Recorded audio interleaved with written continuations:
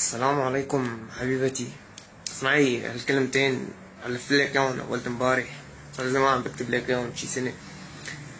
حبيبتي لقد وينك اشتقت لك يعني سوف أحكي لك إياه بالفصحى للشعر. اشتقت لك خراض الله، عرفتي شلون؟ ولقد تكلمت أنا وأمي بالفصحى بالفصحى عنك عفوا، عرفتي شلون؟ وتخانقنا أنا وأمي لأنها كانت لا تردك، لكن وصار مشاكل وكذا وتخانقنا بالعيلة مالك بالطويلة.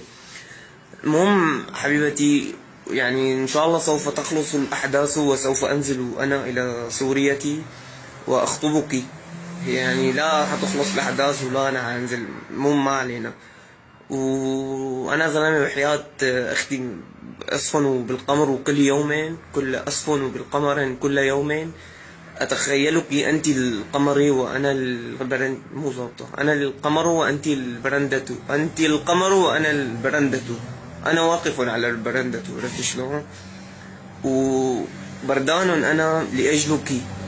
كم مثلا متعلق، وكم مرة بتقولي مثلا أحب المقدوس وما أحب المقدوس وتعبني أكثر وكذا.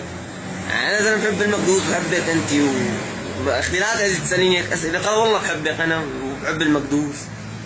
وشو كمان، لقد مرقت السيارات وتنظر إلي، مدري شي مفكريني مدري شي بني، بس ما في شي معلم، عادي شعر. ولقد بردت، وإن شاء الله هيك سوف أحبك وأنجب طفلا منك. ومثلا ما عم تزبط معي اللغة الفصحى مثل ياسر دولي ونزار القباني وكذا، بس مو عم يطلع بإيدي، ومو ولا تقولي عم بكتب لك شعر وكذا تكبري علي. ايوه عمي، بالأخير دغري أنا زلمة بقطع القط من شو اسمه. وأحلى حبيبتي، وإن شاء الله تقبريني.